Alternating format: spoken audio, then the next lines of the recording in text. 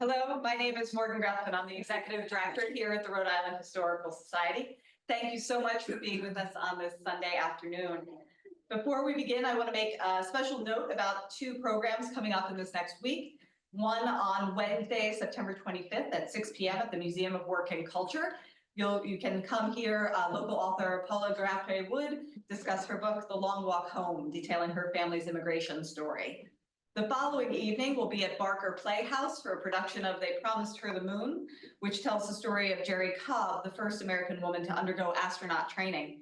Guests will enjoy a moonshine cocktail from White Dog Distillery in Pawtucket, as well as a cheese tray, which we know the moon is first made out of, and mooncakes. Anyone interested in attending either program can register at rhs.org.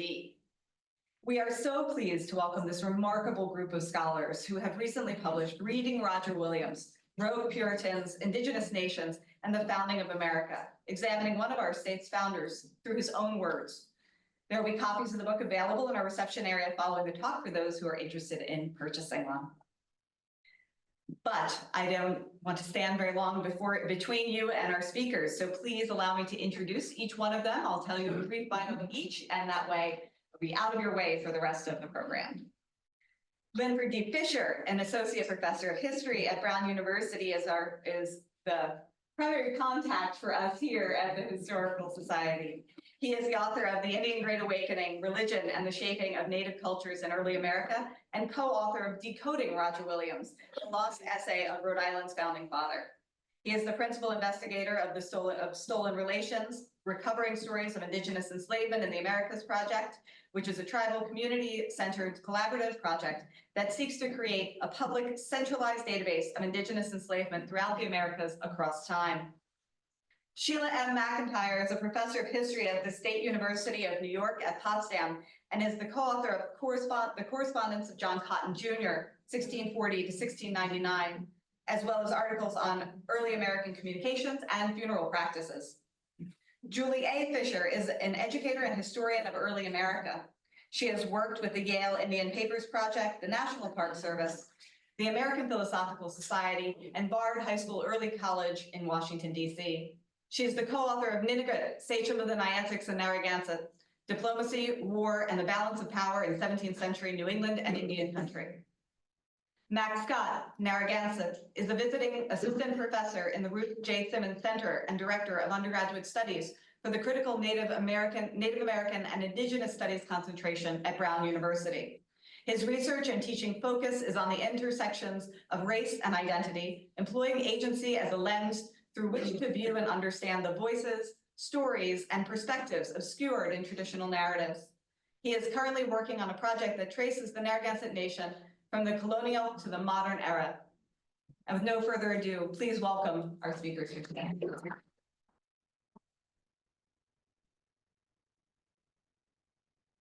Wow, you really do sound kind of impressive. People ask me what I do. I say I'm a history teacher. So first of all, I want to thank Connor and Sarah and Morgan at the Rhode Island Historical Society for helping us organize this event and for welcoming us so warmly. I want to thank you all for spending a couple of beautiful hours on a Sunday afternoon in the 17th century. That's not always the most welcoming place to go. And I want to thank my panelists and especially my co-editors. Lynn and Julie and Mac have all contributed incredible brilliance to this volume. I encourage you to buy it so you can enjoy that yourself. But take it from me, their contributions to scholarship are impressive. So everything about this project has been pretty daunting. Oh, wrong way. There we go. When the publisher called and asked me to take on the work of organizing a one-volume collection of Williams' writings, I was intrigued and let's call it flattered, and I did some digging. No one had attempted this since Perry Miller in 1953, more than 70 years ago. Williams published 1,800 pages of text in his own lifetime. And when Glenn LaFantasy's team published his collected letters, they added nearly 800 more pages to that number. Our press told us 250 pages max. What, and any of you that bought it know that we didn't follow that direction. One of Williams's most well-known publications, A Key into the Language of America, had just been masterfully edited, annotated, and republished by the scholars at the Tomaquag Museum. Edwin Gostad was the historian originally tasked with this one-volume collection, but he died in the stages of just the earliest notes toward an introduction. So let's be clear, everywhere we looked, there were enormous shoes to fill. Williams's writing style, as many of you have probably figured out, can be rambling, cranky, and impossible to understand. So much of his life is actually already pretty well known, especially here in Providence. Lynn, Julie, and I kind of decided that our collection needed to include at least representations of all of his publications and some of his correspondence as well. Our feeling was that you can't understand Williams if you only let other people tell you about him. You have to read his words yourself.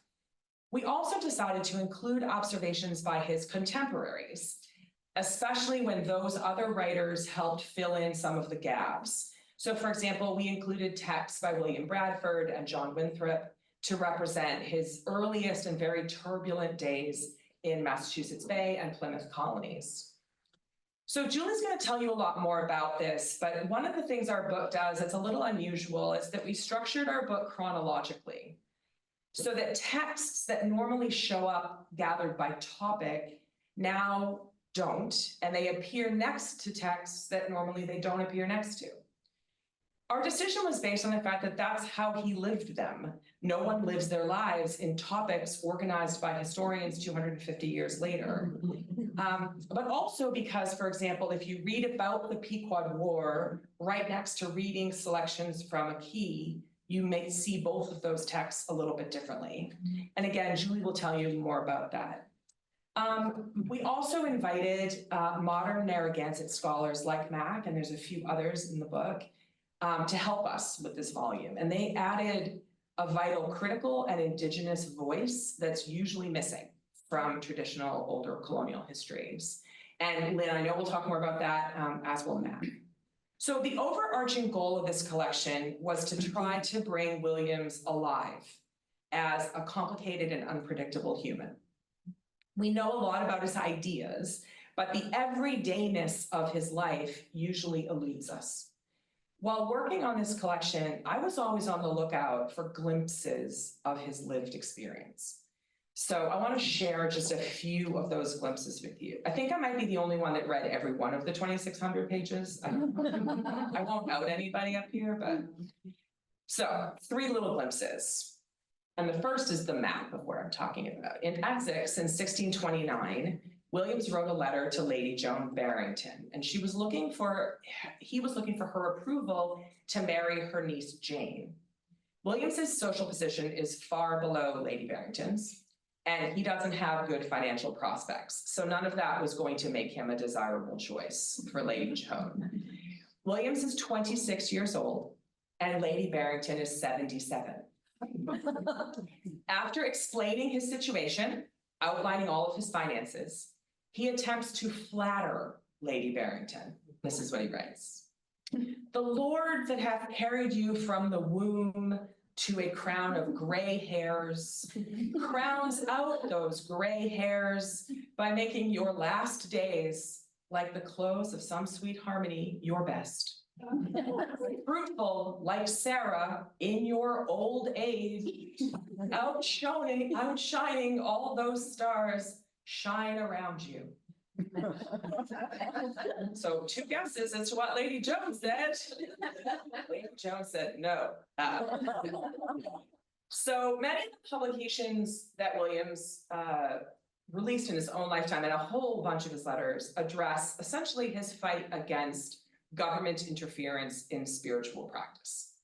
That's something that modern Americans call the separation of church and state. And his writings on this issue, if you've tried them, are probably the most challenging things he's written.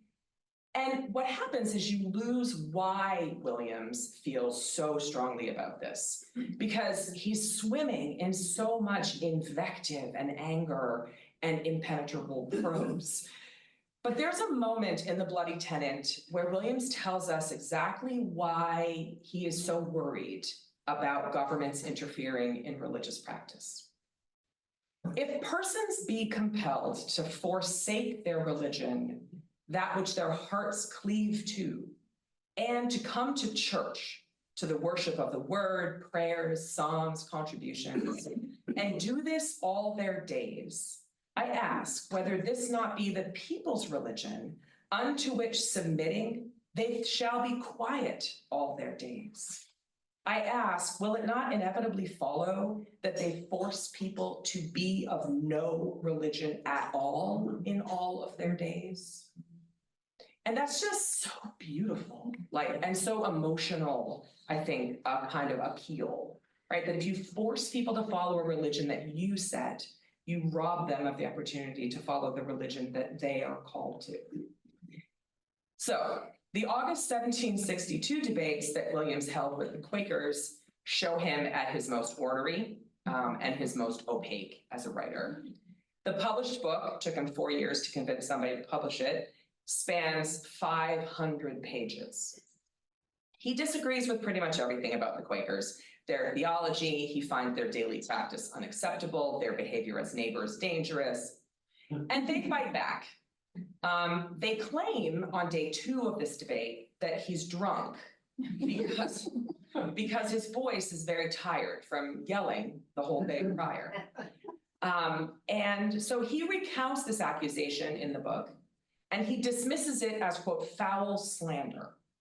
He then defends himself. Others who lodged with me can testify that I complained of illness.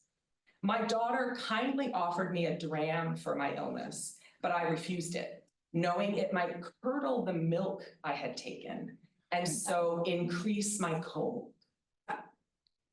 So in this little glimpse, I saw Williams's daughter in the meeting house listening to this debate. And then all of a sudden, it all looked different to me. Knowing that his children, or at least his daughter, witnessed this debate somehow made it different for me. So our hope, and why we did this collection over 10 years, is that we invited you into Williams's world. We wanted you to find these kinds of glimpses for yourself. And we wanted to offer you a chance to encounter him unfiltered, or as unfiltered as we could do it. The Williams that you're going to find in that book is probably not the Williams you expect to find. There are very jarring moments, many of which my colleagues will talk about now. There are sales receipts that account for the sale of Indigenous neighbors into slavery, and they contain his bold and clear signature. He established a colony based on full religious freedom, but he fought bitterly against some people who lived here, like Samuel Gorton and every Quaker. So we aimed really only to place his writings side by side, even if they sometimes contradict each other. And we're going to leave the rest of it up to you. Thank you.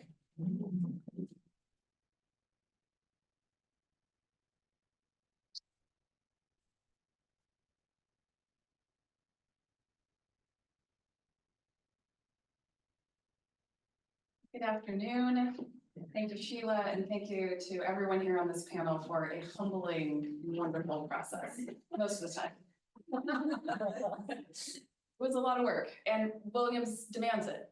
I'm here to talk about what may not seem like the most thrilling thing, but for me it was, and that is the structure of the book. And I think it's a rare moment for us to pull the curtain back on the writing process so you can hear about what decisions go in that may look natural now, but make no mistake, these are decisions we made after many, many conversations. We originally planned this book around thematic chapters. And that is, Williams and the Quakers, Williams and religion, Williams and the Narragansett. So, and this is common with him, and it allows readers to explore him within this category. And given that he is so many things, one topic often feels like enough for a reader. I mean, just trying to master him and the Quakers. I'm still getting my head around Sheila, let's be honest. And so I think for many of us, readers and learners, this thematic or topical approach is really, really helpful. It allows us as authors to pull the thread here, highlight something there, and we bring this into focus that otherwise can be difficult to see. And I would argue it allows us to see the forest for the trees. This is the work we're trying to do.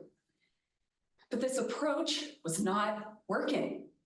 A number of his letters and writings were hard for us to pin into one category. Where does this letter belong? We'd go back and forth, until finally we had to admit this approach was not only forcing themes, even worse, it was flattening Williams himself. And we realized we needed to restructure the book, and we were going to do this by leveraging the oldest, most powerful, ever eloquent tool in the historian's toolkit, and that was chronology. Arranging things in a chronological order. So this would allow the documents to appear to the readers in the order that Williams and those around him created them. And from there, we were going to let the documents start to surface themes that we could highlight instead of forcing them. So with that seemingly simple act, we, who had thought and wrote so much about Williams for years, we began to see him slightly differently. And this approach, I think more importantly, allowed Williams to be the three-dimensional person that he was. Now, our final product isn't pure chronology. When possible, though, we tried to keep that structure. So it's not perfect, but we hope that what we present is both true to the historical pacing of events and also helpful to readers. The other tool we had at our discretion that we used was selection. This is an edited collection. And as Sheila pointed out, with that ridiculous page count, we had to make choices, what to keep, what to leave out. And both are choices, and we know that silences can also speak very loudly in a volume. So we tried to think expansively about Williams' writings, and we also tried to think about those writings, including when his name appears on texts, from manuscripts, tracts he composed, letters he wrote, legal documents he signed. That was his life, and we wanted to catch that. At the same time, we respected the breadth of not only his work, but the documentation about him. So our selection absolutely moves through not only his writings, but as Sheila mentioned, these other documents that he signed and were about him. I think of them as Williams adjacent. But edited collections like this one, I think, continue to have value because they can distill what can be sprawling into something that you can quite literally hold in one hand. And with Williams, that is no small feat. So we had to make a number of hard choices. I also don't think there is such a thing as a perfect collection. There just isn't one. There's the one we created, and another historian or another group of knowledge keepers have, will, and continue to make different selections. But there is value in all of these selections, and they will never be the same. And these collections will allow historians to hopefully, like us, to add context so readers can work through Williams, and then you can draw your own conclusions. Our hope is that learners of many ages can begin here, but you don't have to end here. Gather together all these writings presented in chronological-ish order, make for jarring experiences at times. You heard Sheila use that word, and I think we all kept using that word. But jarring, after all, is a matter of perspective. Moving from different topics to places and people may be jarring to us and readers, but that was Williams's life. And if we get that across, then we'll be pleased. Thank you.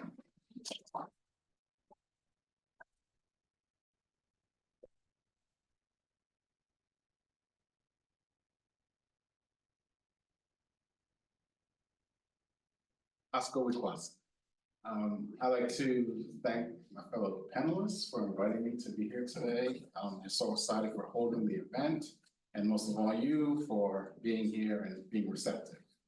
The beginning of my talk is going to be interactive. I'm going to present a few perhaps outdated colloquial sayings, and you can call out the meaning if you know it. Now, if you know these, it doesn't mean that you are outdated. It just means that you're old. He's joking, I'm joking. Now nobody's gonna give any of the answers. All right, a pang wangle. Pang wangle. Okay, so a pang wangle is to live or go along cheerfully despite minor misfortunes. Pang wangle. Blub the dub. It's not good. Blub the dub. All right, means to evade one's duty. All right, to give someone the wind. Now, I know what you're thinking. It's not that. To give someone the wind. That is to jilt a suitor. What cheer? Reading. What is the good news? Many Rhode Islanders, like yourselves, know the phrase "what cheer." It is written on the seal for the city of Providence, where there is also a What Cheer Studios, What Cheer Flower Farm, What Cheer Writing Group, and What Cheer Tavern. In this context, the term invokes memories of Rhode Island's fortuitous beginning. Driven from the English strongholds of Massachusetts Bay and Plymouth, Roger Williams and his fellow sojourners spent time wandering the woods and surviving off the generosity of indigenous peoples. The party first attempted to form a new settlement on the outskirts of Plymouth, but were informed by Governor Edward Winslow that they had not yet escaped the lands claimed by English authorities. The group needed to seek haven beyond the purview of the Puritans. And in April, they crossed the Seekonk River into the Narragansett territory. According to Williams, when members of the Narragansett first welcomed him to their lands, they offered the salutation, "What cheer, Neetop?" Or "What is the good news, friend?" The greeting was not a simple and spontaneous gesture of goodwill, as some have supposed. The reception was instead a deliberate act of diplomacy. The Narragansett likely learned of Williams' banishment from the kin who resided in the communities that offered the refugees shelter and sustenance while they roamed the countryside. The Narragansett almost certainly watched with interest when Williams and his party spent weeks attempting to establish themselves on the banks of the Seekonk River before Winslow's goading to cross. The Narragansetts knew that Osamequin, the principal sachem and leader of the Pokanoket, had aligned himself with the English, and that the native leaders sanctioned their settlements. When the party was forced to cross the river in hopes of finding a new haven, it is clear that the Narragansett, that they had not been forsaken by Osamequin, but by their own countrymen. Watching from across the river while Williams and his party decamped, it is likely that the Narragansetts contemplated what to do if the newcomers sought refuge among them. The greeting they offered was probably intended to assuage fears. The Narragansetts communicated their receptiveness by welcoming the group in English, saying, "What cheer?" Williams was not the first European to make his home in the Narragansett country.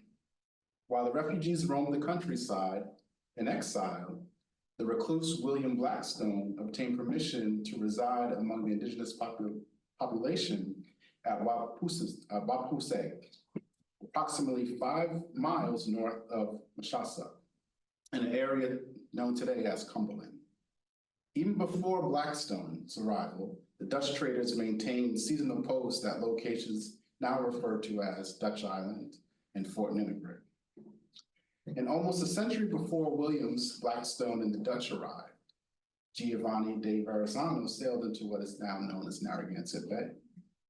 Therefore, when Williams and his party arrived in Mashasa, the local population was well rehearsed in the art of cross-cultural diplomacy and exchange. As stated, Williams interpreted Neetop to mean friend. However, this was probably not exactly what the Narragansett intended to communicate. Both Williams and the missionary John Eliot interpreted the Algonquin word mean to mean the same as I in the English language. Eliot recorded that when used as a pronoun, need was shortened to ni. Eliot also explained that nitata communicated of likeness. It is possible that Williams heard nitata, but later mistakenly recorded the greeting as nita. Or maybe that the Narragansett did use nitata to communicate some combination of I and of likeness. Whatever the exact phrasing, nitata or nita, translated more accurately to mean of my likeness or of the same likeness as I. By referring to the newcomers as nitata or nita, the Narragansett communicated an intimacy that offered the refugees entree into their community. Years later, when recalling the hospitality he received from the Narragansett, Williams wrote that it is a strange truth that a man can generally find more free entertainment and refreshing among these barbarians than amongst the thousands that call themselves Christians. But as was true of the land upon which he would eventually settle, entertainment and refreshing that Williams enjoyed was not free. Members of the community reserved this generosity for nitata and nita. The structure of Narragansett society included an interconnected system of reciprocity and obligation, and all who lived within the Narragansett country, including the newcomers, were expected to abide by certain social, economic, and diplomatic customs. If Williams and his companions were going to stay in Mashasuk, they needed to meet the responsibilities associated with their asylum. In short, they needed to be nitata or nita. As we sit here today and remember the precedent and pathways that Williams carved, it is essential that we also recognize that the outcomes associated with his presence in the Narragansett country have significantly benefited some and greatly harmed others. Indeed, today, in many ways, the answer to the question, what cheer, depends on who you ask. Katamatash.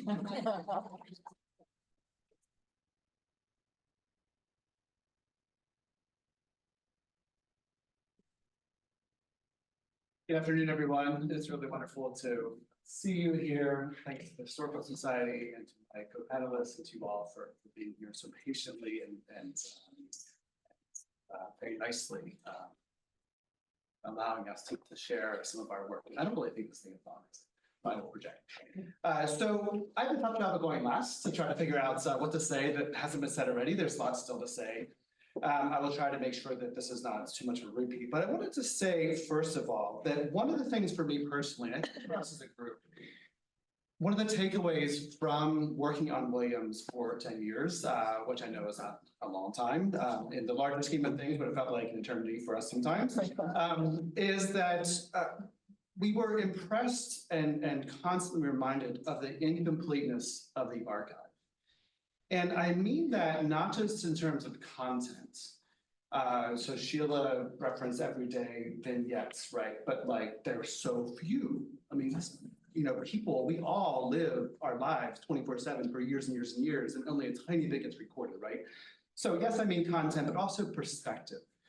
Whose perspective are we hearing from the documents that survive today? And this touches a lot of what Mac was getting at, I think, as well. So what we felt most keenly in this process was how one-sided the archival record is and how difficult it is to more fully integrate other kinds of perspectives from other parts of what we now call New England or Rhode Island, including those of the Narragansetts, and how to tell a fuller story. So that's why we felt it was important to, in a way, move beyond the archive, if possible, by including present-day Narragansett voices to help bring perspective onto things that are simply erased or silent in the archive itself. So this one-sided nature of the archive is partially why I think we have such a one-sided view of Williams and have historically, if you look at the historiography and the way that he is lauded for very specific kinds of things. And so I think that's part of what we wanted to do is to try to move around Williams as sort of this great white male figure who has bequeathed to all of us, not just Rhode Island's, but also big ideas as well. So I think we mostly read Williams with regard to settler and indigenous relations. We mostly read Williams through the lens of A Key into the Language of America, which is on the left-hand side here, published in 1643. Most of you are probably familiar with it at some point. Don't get me wrong, it's a really fascinating and rare phrase book that people have drawn upon to sort of understand Narragansett, indigenous culture and language and beliefs, everything else. But if we only view Williams through this publication, we would probably see him as like the ultimate empath, like someone who just really kind of gets Narragansett and indigenous communities and empathizes with them and everything else and uses them as a foil to critique English Christians, right? Which is true in a way. But putting Williams's correspondence and actions next to other pieces of his life, including A Key, but also correspondence and the things he did, reveals something different, and perhaps it's a perspective that is more how the Narragansetts and other Native nations might have experienced him. And I think that's really important for us. So for example, 6 years before, and this is, I think, known, but maybe to put them side by side is helpful. 6 years before he published A Key, Williams helped the English wage a genocidal war against a powerful Pequot nation in Connecticut, what's now Connecticut, which led to the enslavement of hundreds of Pequot individuals, women, children, and men, including shipping some of them overseas as slaves. It also led to a massive land grab. If you look at the founding dates of towns in southeastern Connecticut, they all are immediately following Pequot War within 5 years or so. So there's a connection here between sort of the kinds of work that Williams was doing to enable the Pequot War in a sense by, and Mac, maybe you can speak to this more later, but Williams positions himself as someone who sort of kept the Narragansetts out of it so the English could try to destroy the Pequots, right? So a very important diplomatic role he plays that leads to this genocidal war, enslavement, and land grabbing. And Williams himself benefits from all of this. He requested and received the Pequot boy named Will, given by Governor John Winthrop of Massachusetts, and John Winthrop actually had enslaved Will's mother, Winkenbone, even though Winkenbone, when she's captured in Connecticut, says, please don't separate my family, keep us together. And Winthrop doesn't honor that and sends Will down to Roger Williams. Williams was a slave catcher as well. After the war, when enslaved Pequots would flee south, back to their homelands, he would send them back as well. So it's a complicated thing, right? We have that Williams as well as this Williams who kind of publishes this book where he says, I know indigenous cultures and language best, and I'm in the best position to sort of govern a colony that treats them well. So in the years after the Pequot War, Williams seemingly adopts a somewhat narrow view of indigenous people, except when it benefited him politically, I think. And this publication is published just as Williams is going over to England to try to get a patent in 1644 to protect Rhode Island from Massachusetts. So it has a very political role. And also after he published this in 1644, he published another book. He kind of like drops it as he leaves. He's like, hey, publish this after I'm gone, which basically said, I don't think we should be trying to convert Native Americans at all. And so it's a very different view than what you hear in this book as well. And a lot of this correspondence of the years too feels very negative towards indigenous people, much different tone, I think, than you get in A Key.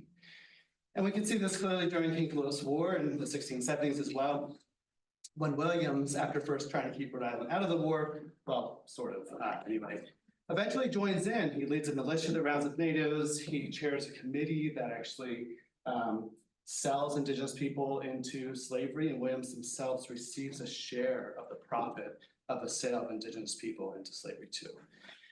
So my point is not that Williams is an inherently bad person. That's not the point of the book. But I think my point is, and our point is that Williams, like everyone else in this time period who is coming over from other places, is a part of this colonial process that is ultimately enslaves, displaces, and erodes the autonomy and sovereignty of indigenous nations. And this is a perspective of Williams that's not quite so evident in the archives. You have to really dig, you have to look. Why? Because you don't have a lot of speeches by Narragansett leaders who might say this themselves or give that perspective in a way. So it's not something we're used to associating Williams with maybe quite as strongly, but it's as much a part of Williams as his ideas about the separation of church and state and religious freedom.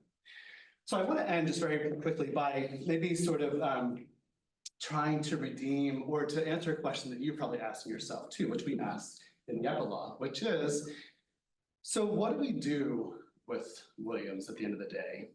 If Williams was more complicated, combative and cantankerous, less of a friend to Native Americans maybe, more embedded within settler colonial structures than we've imagined, what are we to make of him? Is there something salvageable here? And we think there is, and we hope that you also think there is as well. We have come to see, and kind of say this in the epilogue, that Williams' life contains an important, inspiring potential as well as a warning. And I think the inspiring potential is probably exactly what you're thinking, right? The ideas of separating church and state, the ideas of full religious liberty still feel relevant, still feel important, even if they were imperfectly enacted in Rhode Island, and I would say over the course of American history up into the present. More than any other time before, maybe we need the idea that we shouldn't have people leveraging, government to impose upon people's religious ideals and practices, right? And we should be creating space for all people of all religious persuasions to not just worship privately, but also publicly. And this idea of Williams hating the Quakers so much doctrinally that he would row to Newport from Providence, 18 hours in a little rowboat as a 70-year-old man to verbally spar with the Quakers, but yet defend them and their right to be protected politically and religiously feels really powerful to me. So I think there's something that we can keep on learning and doing better. The second is a warning, though, about Williams. I think no matter how much of a good colonist he was, people always say he's like the best of the colonists, right? No matter how good he was, quote unquote, he still was a colonist and embroiled in this sort of settler colonial process of enslavement, dispossession, and disrespecting Indigenous people and their culture. And that thread of Williams also becomes a central part of American history in terms of policies and treatment of Indigenous peoples over time and into the present. So I think we can and should do better in that regard than Williams. And we can start locally, I think, too. There's a whole history of the Narragansetts in the state of Rhode Island that needs to be addressed. And probably we should think more about how we can encourage the state to do better in that regard, too. So, thank you very much.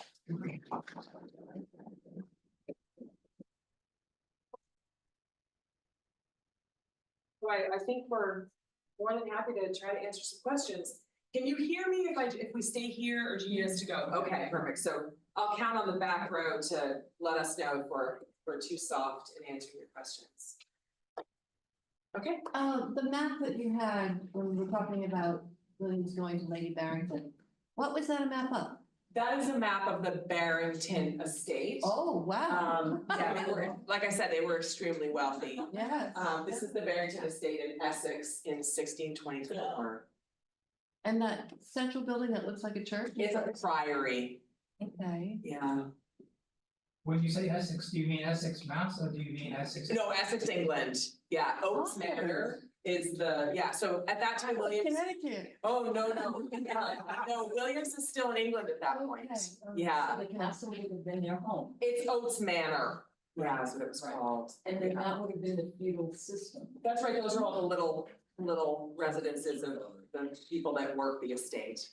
Yeah. So extreme wealth. Yes.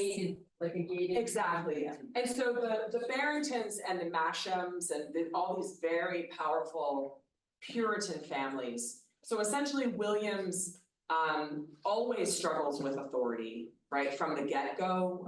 Even finishing up at Pembroke College, he kind of doesn't really graduate because he won't sign some things. And so they hire him as a private chaplain, which is a common thing for dissenting Puritans in England in that period because they weren't able to get pulpits. So very wealthy Puritan families like the Barringtons and the Mashams would hire their own kind of in-house minister. So that was his gig. Yeah. how he bought his books. So I was curious about his trip from Massachusetts to Rhode Island. I didn't realize that he had a whole group of people with him. I thought it was just him by himself and I couldn't figure out how he did that.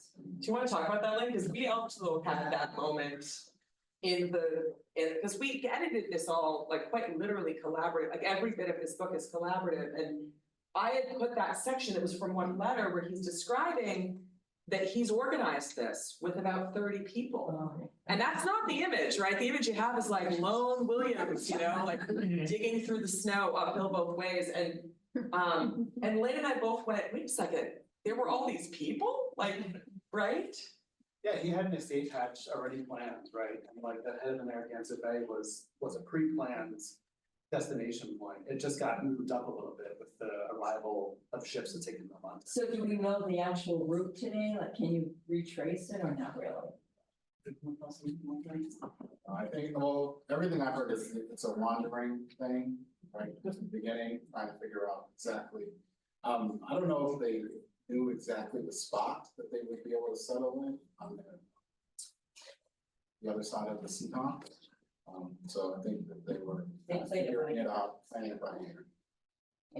And I think I just want to add, it's important to remember too, Mac, you were talking about this, where it's not a straight shot where he's just going directly to what is not Rhode Island, right? It's just Narragansett country. Rhode Island comes later. But he is staying with Wampanoag for a season, right? He's not going straight out, and he's staying with Wampanoag community by invitation. And he's also, because he had been trading with Wampanoag people for decades. Not decades, that's impossible, but for years. But just that it's not a straightforward journey. There's steps, it involves other people. So slowing that process down to see exactly how, he's never doing this by himself. So the whole team was staying with the Indigenous people. It wasn't just him. Different people are joining at different points. But the group is staying again with Wampanoag approval. In between anyways, so not to distract. Well, then Winthrop, remember, tells it, like, that's the other thing is, the image that you have of him is that he goes alone, he knew exactly where he was going, and he did it in like darkness of night, right? And so there are parts of that that are true, but like Winthrop was actually the one that said, you better go because they're sending, right? And the other thing is they send the specific person that they send by ship to get him is sort of a notoriously violent and angry murderer of Indigenous people. So you get the sense that they kind of weren't kidding around. Like by sending Underhill, they're sending a message, but then Winthrop is also the one kind of telling him you better go. And so it's like we realized with everything in this book, it's just so much more complicated than we kind of all wanted. We just wanted it to be a simple story. So he actually set up a plan with the Indigenous people before he actually had to escape. That we don't know. Probably not, but like most other Europeans, they assumed that they have a right of some sort to kind of decide whether they're gonna have to. Well, also, I think it's important to remember that this wasn't like Tuesday this happened and then Thursday they ran. This was over time. In fact, I live in Rehoboth and I work with their historical society. And one of the things we discovered, and I'm sure in your you did too, that it was part of East Providence where the settlement was, and they actually tried to plant corn and crops and things. And then the message came from Winslow saying, you better cross the river and back. But it didn't happen overnight. It happened over time. And I'm looking forward to getting more of an idea of what you found out, which will help us. Great. Now, he was very supportive of Anne Hutchinson, her group, right? Don't disillusion me on this one. She's my ancestor. There is a document in the text that will place his relationship with Anne Hutchinson into some clarity for you. Okay, good. I thought it was big for her. That's all I'm gonna say. What about Mary Dyer? She's also an ancestor. Yeah, so Mary Dyer. I didn't realize he was opposed to the Quakers. Yes, but remember at the time in which Mary Dyer and Anne Hutchinson are doing things, she's not a Quaker yet.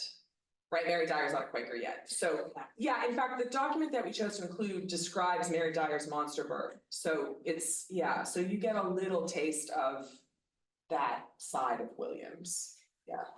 But I think it's really helpful to think about sort of the treatment of Quakers, right, back to some of the points we were making. So at the same time Massachusetts is hanging Quakers in Boston Common, Williams is defending their right to be in the colony, even as he's arguing with them, right? So it's not the same thing, yeah, really fascinating. Well, I think the thing to remember too about, just, there's a gray area between intolerance and sensitive new age, you do you, right? So Williams never questions the right of Quakers to live in the colony, like not for 1 second. It doesn't mean he likes them. And it doesn't mean that he thinks that their religious practice is good. I mean, he wrote 600 pages denying their religious practice. Like, he has a lot of opinions. And so, but that said, he's not going to force them to follow a faith that he determines or anybody else determines. So as Lynn says, like, they had to put up with 7 days of debate. They weren't having their tongues cut out or being hanged on Boston Common, right? So, yeah, doesn't mean you like them though. And in your book, are you able to address at all the rest of his family, his wife, his children, any writings, letters that you may have found while he was out of the house, which is quite often? I actually want to say a few things. The first is that there is an article that has just come out in the New England Journal about Roger Williams' wife, Mary. So if you'd like to read about that, that is available. But it's actually really striking for how many letters we have of Williams. As someone who has looked really hard for other correspondence from family members, to say there's little is an exaggeration. We have an example of 5 words that Mary, his wife, wrote. That's it. 5 words. I found 1 letter from his eldest son, which is strange because we know his entire family is literate. And by literate, I do mean reading and writing, because like not just reading, but reading and writing. And there's nothing. So I would have loved to be able to bring that, for us all to bring that in, and it is not there. Or if it is, please email me. It's in your backwards. Please let us know, but there's nothing. Yeah, in the book, we included those 5 words. Yeah. So the 1 letter from Mary Barnard, we include. And I honestly think the only reason we have it is that it was the back side. Williams used it as scratch paper to write something else. And so that's why we have it. Just somebody flipped it over and noticed.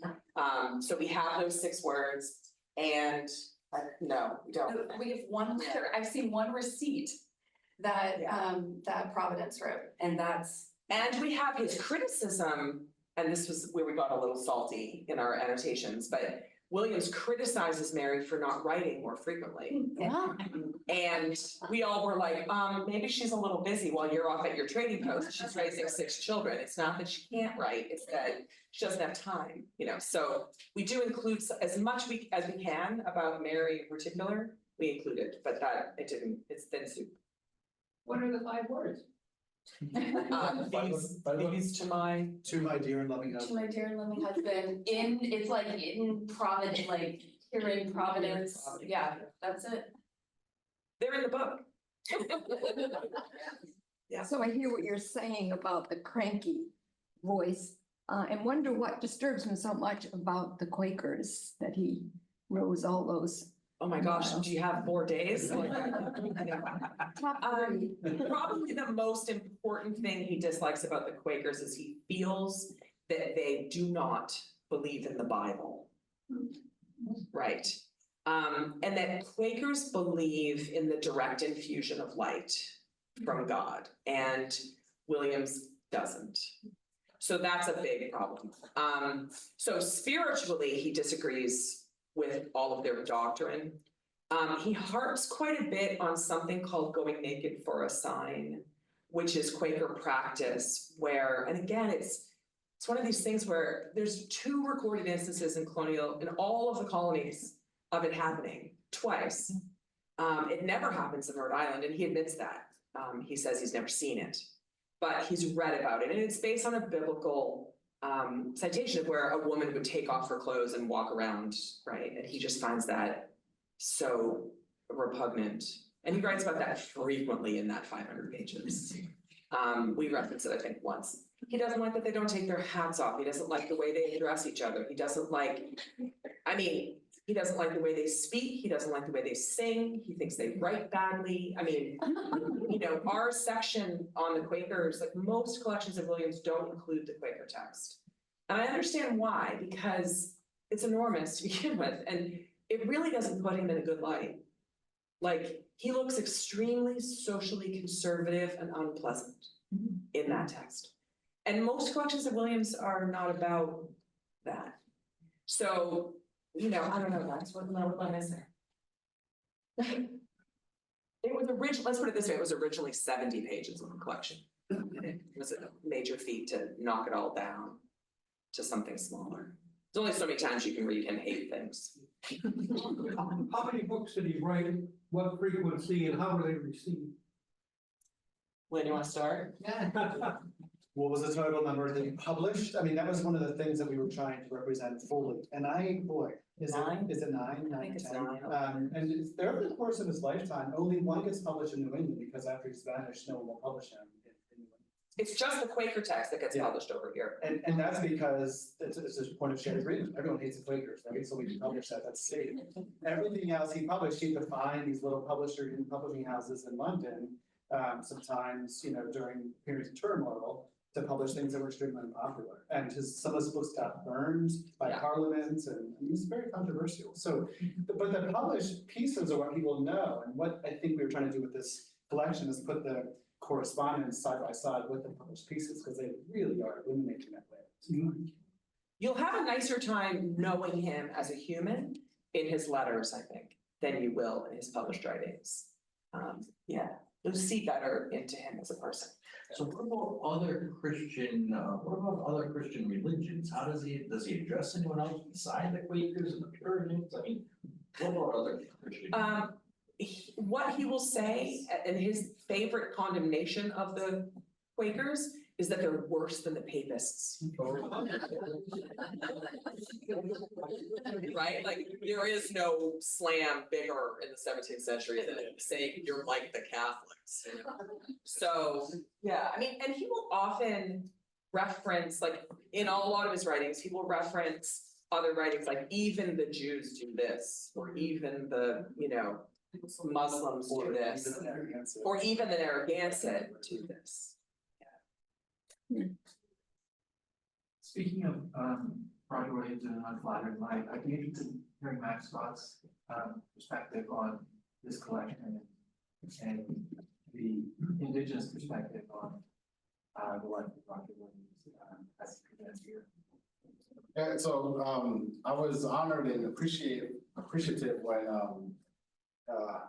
the authors asked me to look at, gave me a sneak preview of the work and to comment on, what I thought. And it's interesting because when I read the record and the documents, things seem so obvious, intuitive to me, just because of the way that, where I sit, right, and my perspective. And I just bring that to the work and say, well, think about this, or what about that? So one of the things we didn't really get to talk about today was when Roger Williams joins with the Narragansett community, it's a couple months later when the Pequot War breaks out, right? So this is a couple months. And then if you read, I don't know if you know this, but Roger Williams might have been a little hyperbolic, right? Yeah, he might have liked to, aggrandize himself a little bit. And if you read about his effort to, I think he uses the word smash. The alliance between the Pequot and the Narragansett, he's placing himself in there as this almost Herculean superhuman that does this thing. Now remember, his relationship is a couple months old, right? For him to have that much sway and influence over a community that was much bigger, that he is a refugee in, right? For us to kind of accept that without having a critical eye, speaks volumes to the way that we interpret or want to see the past. So things like that, I would say, well, maybe, you know, there was other things that the Narragansetts were thinking about, considering besides their want to appease and make Barclays happy by staying out of this alliance with the people. Actually, I want to drill down in that just a moment. We had a wonderful conversation. If you could highlight, like, if we look at the population numbers at that time, to really highlight what you're saying there. Narragansett population at that time around the Peacock. Yeah, so they have, so we're saying maybe 30 people go into it, but the Narragansett could raise a conservative number is about 7,500 warriors, right? So obviously the community is much bigger.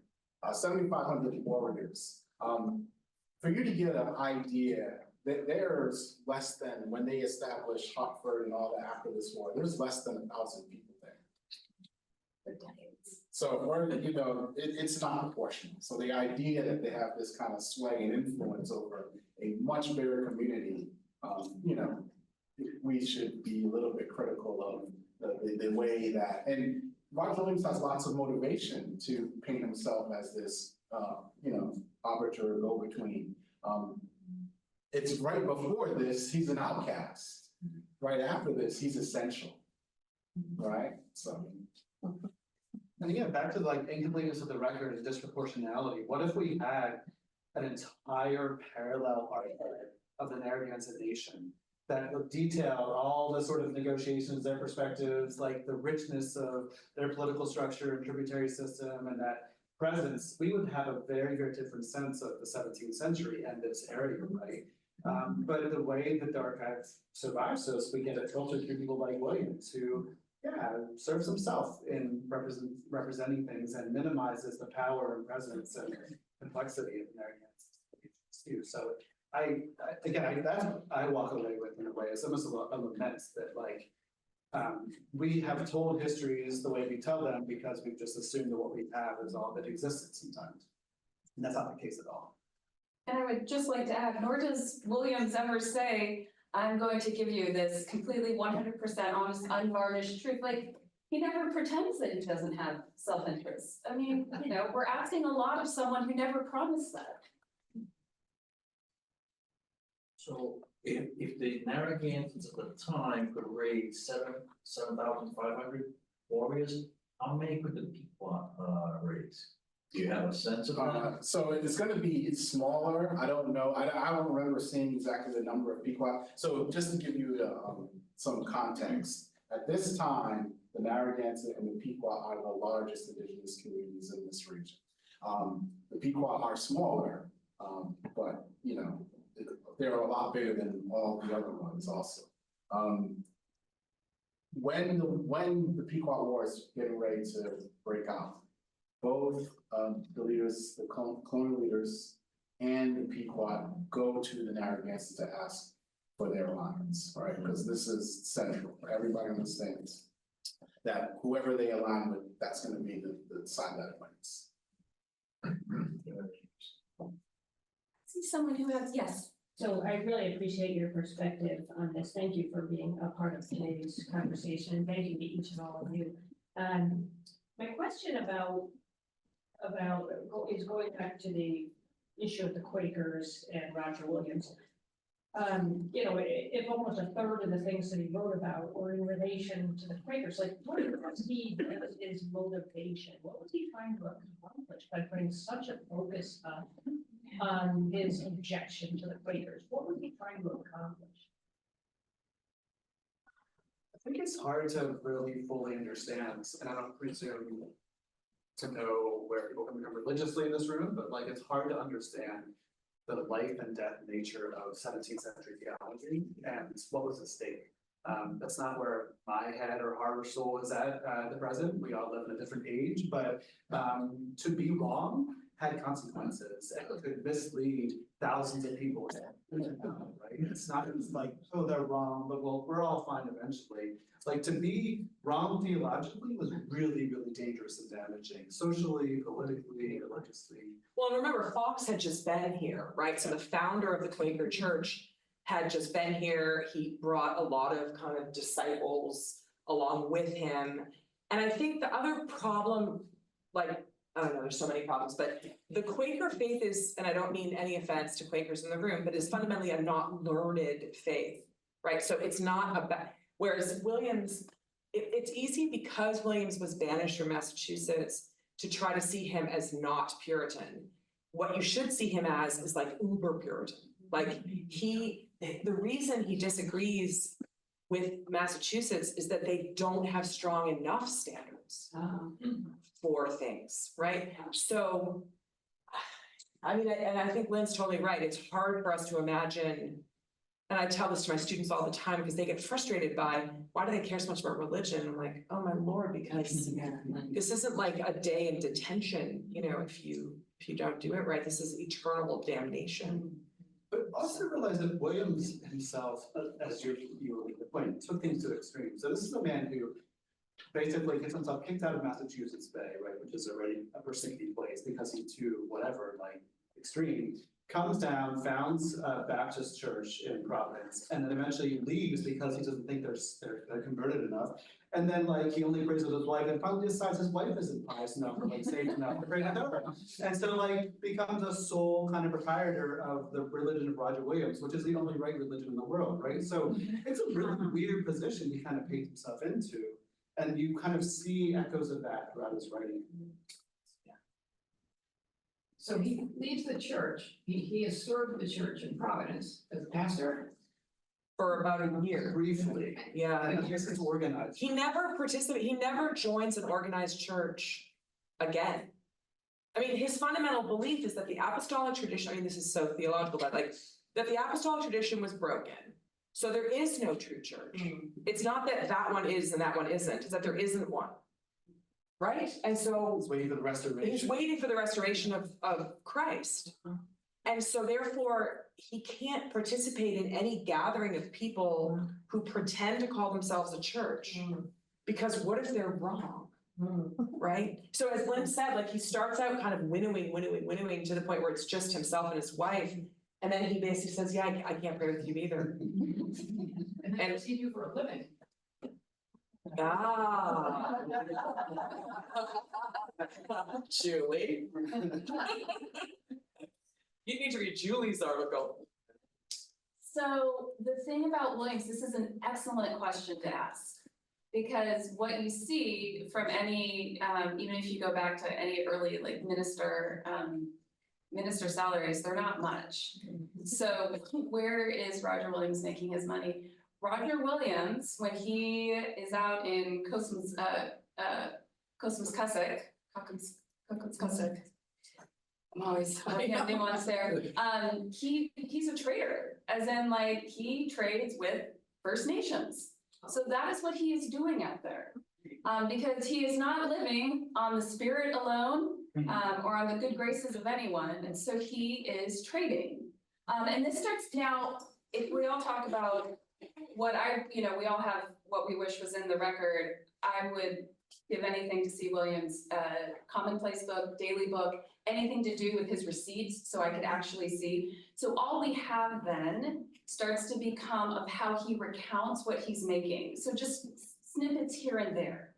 But that is where his money is coming from. We know he's definitely making enough to self-finance a number of things, to put money forward when he goes back to England, because he's looking to be, when he's trying to get the charter for Rhode Island, he's looking to have those costs recouped.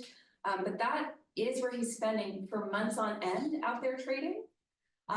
Family come and visit him out there. So it's not that Mary, his wife, is just in Providence by herself just when he goes to England. She's with the family alone much of the time because he's out at the trading post. We had some nice back and forth thinking about how Williams is making his money. So I want to give an opportunity to Matt, if you want to. I think it's a little bit of a different direction. Yeah. But what does Williams pay for Providence? Does anybody know how much? He paid nothing except in exchange of services. Is that not true? Yes, he doesn't, he pays love, right? So he pays love. That's what he says, he pays love.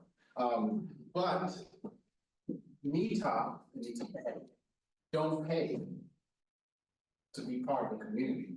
But, you know, you're not gonna pay for that. If you're part of the community, your service, your work, your effort, right, is all part of that community. It's a communal society. Williams pays nothing. Does Williams make money from Providence? He sells all of those lots to the people that went with him. Right, so this land that he is Nita, right? That he pays nothing for, he sells it to the people that are with them. That's one way in which he's getting. I do want to add one more point here, which becomes, we don't have enough evidence to sometimes to get too into detail. But one thing I do think that is worth bringing up that we do talk about in the book, of all the things that Williams trades and gifts, he's very bitter about the money he could be making selling alcohol. I say like it's funny, not funny. The alcohol is doing serious damage in Native communities, and sachems are writing leaders and saying, telling the English leaders, you have got to stop these traders. People are dying in our communities from this, and it's awful. And trying to put a halt on that, Williams knows how much money he could be making, and he's very bitter and he's very vocal about what he's missing out on, but he won't do it. That's one thing he won't do. And I don't say that to like redeem or whatever Williams, but there are choices. I mean, he did sometimes live by those principles, and he worked with enough sachems where he saw some of that damage. He also complains a lot about not getting paid for his trips to England to put forward, charter applications and stuff. And he's always complaining about the residents, because some of the residents of the various towns, because remember, this is not a single colony, right? It's this collection of places, complain about when Williams does these things, and they're like, wait, we have religious freedom. We don't have to pay for this stuff, and he's like, that's not the same thing, So there's several documents in the book where he tries to sketch out, like, look, yeah, it's true, we don't like tithe you, we don't collect for the church, but you still have to pay taxes, like you still have to pay to support the military, you still have to pay to support my efforts in England. So it's in the book, it's kind of one of his most famous texts called the Ship of State Letter, where he talks about what the duties of a resident of these towns. And then there's other leaders of towns who don't want any of this, right? So I think the theory of Williams and all of Rhode Island under his control, get to chapter 4, like that's not the case. That is not the case. There is a lot of dissension among the residents of the various towns, not just Samuel Gorton, but Harris, and there's lots of other people who want nothing to do with Williams's vision, let's say, and they appeal to the king directly. So, it's complicated. I just want to say that we have time for one more question. All right, you pick, Connor, I can't do it. Well, this gentleman has had his hand up. So. Yeah, I think you have to think about Williams in context of English history. Remember, I think he's the ultimate Cromwellian, and he got his charter under Cromwell. And you have to remember Charles I was beheaded, and those Anglicans were very much associated with the Massachusetts colony and the Quakers, and he was the ultimate Cromwellian, and when Cromwell took over in the Commonwealth, basically he gave the charter because they were like-minded. Sure we don't have time for one more? It's a short one, Connor. If anyone has one final question, Doris. Oh, no, negotiated was that deed for Providence that the Sachems and the Roger came up with. Did that William negotiated that one, or was that all? It's there. But did they, I totally understood what they decided. Okay, so this is, I think, the oldest document in the state archives. There was a flood and a lot of the documents got ruined, but miraculously this one did not, and the part with the signatures did not. Okay, I think Indigenous people don't have or didn't have freeholding land rights. This is not a, indigenous concept.